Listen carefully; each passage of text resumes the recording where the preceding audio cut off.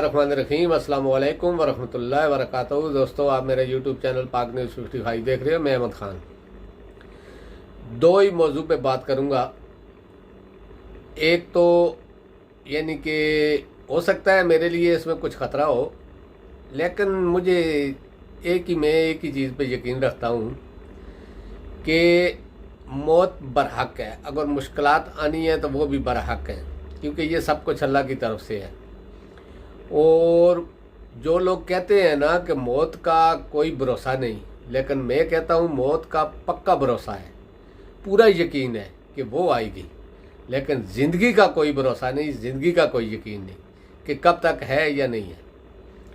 तो इस चीज़ को इधर ही रोकता हूँ। बात करता हूँ चीफ ऑफ आर्मी स्टाफ की। कोयटा में कुछ अपने जो फौजी अफसरान थे उनसे मुलाकात हुई, बात हुई, उधर उन्होंने तकरीर की और उनका एक दो जुमले जो ख़ास करके पीडीएम इस्तेमाल कर रही है, ज़्यादा उसको सोशल मीडिया पर भी और अपने जो टीवी चैनल है पाकिस्तान का मीडिया जो है उस पर भी, कि चीफ साहब ने ये बात कही है कि दुश्मनों पर हमने फतह हासिल कर ली या एक किस्म का हमने कब्ज़ा कर लिया इस चीज़ पे। लेकिन मुझे अभी तक समझ नहीं आई कि दुश्मन कौन है, क्या भारतीय हैं या किसी और मुल्क के हैं जो जिन पर आपने फतह हासिल कर ली। ये पाकिस्तानी हैं। अगर आप इनको अपना दुश्मन समझते हैं तो वो आपकी मर्ज़ी, लेकिन पाकिस्तानी जब तक आप वर्दी में आपको अपना दुश्मन नहीं समझेंगे। बातें होंगी, 100 बातें, हज़ारों, क्योंकि करोड़ों के लोग हैं और करोड़ों ज़ुबान है। हर किस्म की बातें होंगी, अच्छी भी होंगी, बुरी भी होंगी। आप इस वक्त पाकिस्तान के आर्मी चीफ हैं और इसी वजह से, इस वर्दी की वजह से हम सब आपकी रिस्पेक्ट करते हैं, इज़्ज़त करते हैं। आपके ख़िलाफ़ कोई बात कभी नहीं आई और ना ही किसी ने की। लेकिन अगर आप सिर्फ पीडीएम का या शरीफ फैमिली का या जरदारी फैमिली का या फजलू फैमिली का चीफ अपने आप को समझते हैं तो फिर मैं कुछ नहीं कह सकता इसमें। लेकिन जो असल हकीकत है, हम आपकी इज़्ज़त करते हैं इस वर्दी की वजह से। ये वर्दी हमारी आन, हमारी शान है। ये पाक फ़ौज की वर्दी है। इसमें जो भी होगा हमारी सर आँखों पर। लेकिन कुछ इख्तलाफात हो सकते हैं और हैं भी, लेकिन इसका ये मतलब नहीं कि हम अपनी फ़ौज के ख़िलाफ़ हैं या अपने सिपाहियों के ख़िलाफ़ हैं या अपने जितने भी हमारे लोग जो बॉर्डरों पे या हर जगह पे ड्यूटी दे रहे हैं उनके ख़िलाफ़ हैं। उनके हम ख़िलाफ़ नहीं और नहीं हो सकते हैं, मरते दम तक नहीं होंगे। हम उनसे इतना प्यार करते हैं क्योंकि ये हमारा फ़ख्र है। पाक फ़ौज हमारा फ़ख्र है, हमारा गुरूर है। अल्लाह ताला ने हमें ऐसा मुल्क दिया है जिसमें हर चीज़ है। अल्लाह ताला ने पाकिस्तान फ़ौज को भी इतना ताकतवर बनाया है कि वो ताकतवर है। लेकिन कुछ गलतियां होती हैं लोगों से, जिनकी वजह से हर अदारा बदनाम होता है। ये नहीं कि सिर्फ फ़ौज, कोई अदारा भी है, आप देख लो, अदलिया का देख लो, इलेक्शन कमीशन देख लो, या आप वो भी अदारा ही है, यानी कि जो सियासतदान है, पार्लियामेंट है, वो भी, और फ़ौज को भी देख लो।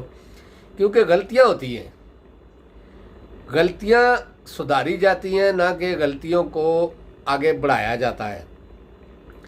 क्योंकि आवाम जिससे प्यार करती है ना, उस आदमी को भी चाहिए कि वो आवाम से प्यार करे।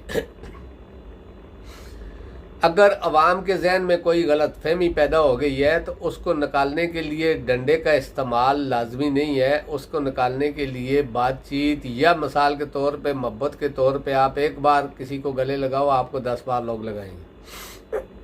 ये हमारी फ़ौज है। कल अल्लाह न करे कोई ऐसा वाक़या हो जाता है हिंदुस्तान की तरफ से, तो आप सोचो कि फिर देखना कि ये पाकिस्तानी किस तरह फ़ौज से पहले निकलते हैं। क्योंकि साबित किया हुआ है, 65 की जंग में साबित किया है, 71 की जंग में साबित किया, कारगिल की जंग में साबित किया। यानी कि पाकिस्तानियों ने साबित किया हुआ है कि वो फ़ौज से पहले पाकिस्तान के दफा के लिए तैयार रहते हैं। हमारी माओ बहनों ने हर मुआज पर डट कर मुकाबला किया। वो फौजी तो नहीं थी ना, लेकिन वो पाकिस्तान की बेटियां थी। तो आप भी इनको अपने मुल्क का बेटा बेटियां समझें और उसी तरह का सलूक करें जो एक अपने बेटे या बेटी से होता है, क्योंकि आप इस वक्त एक ताकतवर अदारे के सरबराह हैं और आपकी ताकत अगर एक साइड में झुक जाएगी तो दूसरी साइड वाले जो है ना वो एहसास महरूमी का शिकार हो जाएंगे और उनके दिलों में नफ़रत भी पैदा होगी, गम और गुस्सा भी आएगा। तो प्लीज़ आप अपने इस मिज़ान को ठीक करें, और क्योंकि अदारा एक अदारा होता है और वो भी इतना ताकतवर अदारा, तो आप इन लोगों पे एटम बम भी तो नहीं मार सकते या कत्लेआम भी तो नहीं करवा सकते। तो उससे बेहतर यही है कि एक साइड को छोड़कर आप पूरे पाकिस्तान का ख्याल रखें, क्योंकि जिन लोगों को आप लोग अभी जो नज़र आ रहा है, मैं ये नहीं कहता कि आप सपोर्ट कर रहे हैं, लेकिन जो नज़र आ रहा है उससे सामने नज़र आ रहा है कि हमारी इस्टेब्लिशमेंट में बैठे हुए कुछ लोग यानी कि बेधड़क पीडीएम की सपोर्ट कर रहे हैं। और ये वही पीडीएम है, उनके पिछले बयानात में हर वीडियो में कहता हूँ, आपने भी देख लिए होंगे और सबको पता है। लेकिन चलो वो बात तो उधर रह गई। अब दूसरी बात की तरफ आते हैं। जो पिछले दिनों एक कानून इन्होंने सुप्रीम कोर्ट के बारे में मंजूर किया था, अपील का हक और दूसरी चीज़ें, उसमें 3-4 बातें निकलना शुरू हुई हैं। पहली बात तो लोग सब ये कह रहे हैं कि उसमें जंगीर तरीन या नवाज शरीफ को फ़ायदा पहुँचाने के लिए उन्होंने ये कार्रवाई की है। लेकिन दोस्तों आप एक बात अपने जहन में बहुत यानी कि अंदर करके इसको सोचना और रखना कि ये नवाज शरीफ को बचाने के लिए या जंगीर तरीन को बचाने के लिए नहीं किया गया है। ये पहली बात तो ये है कि ये कानून तो जिस दिन पास हुआ था उस दिन ही सुप्रीम कोर्ट ने इसको ख़त्म कर दिया था कि ये कानून तब तक लागू नहीं होगा जब तक सुप्रीम कोर्ट का फैसला नहीं आ जाता। सदर का पास हुआ कोई बात नहीं, लेकिन सुप्रीम कोर्ट ने एक फ़ैसला दे दिया है, चलो उस चीज़ को भी छोड़ो, चलो पास हो गया। पास होने के बाद इसका फ़ायदा किन लोगों को है आपको पता है? तो गौर से मेरी बात बहुत गौर से सुनना। जो इस वक्त हुकूमत में है उन्होंने अपने आप को बचाने के लिए ये कानून पास करवाया है, न कि नवाज शरीफ या जंगीर तरीन, क्योंकि उन दोनों की एक एक अपील मुस्तरद हो चुकी है, रिजेक्ट हो चुकी है, दूसरी अपील का हक इसमें नहीं है। लेकिन फिर भी ये कानून, क्योंकि इन्होंने आइन तोड़ दिया था, नाअहली इनके सर पर लटक रही थी, उसमें सब लोग थे। शहबाज शरीफ था, राना सनाउल्लाह था, ख्वाजा आसफ था, बिलावल भुट्टो था, जरदारी था, या इनके और बहुत से लीडरान थे जो इसमें थे, और आइन इन्होंने तोड़ दिया था, तौहीन अदालत इन्होंने कर दी थी। उसके बाद इनको रास्ता कोई नहीं नज़र आया, इनको यही रास्ता एक मिला कि इस तरीके से जब भी हम नाअहल होंगे एक बार अपील करके तो अपने आप को अहल करवा लेंगे। अब आपके बात जहन में समझ आई कि ये नवाज शरीफ को फ़ायदा, और ख़ास करके ये शख्स जो इस वक्त वज़ीर-ए-आज़म बैठा हुआ है, ये नवाज शरीफ को फ़ायदा देगा। अगर नवाज शरीफ आ जाता है तो आप क्या समझती हो ये किस जगह पे होगा?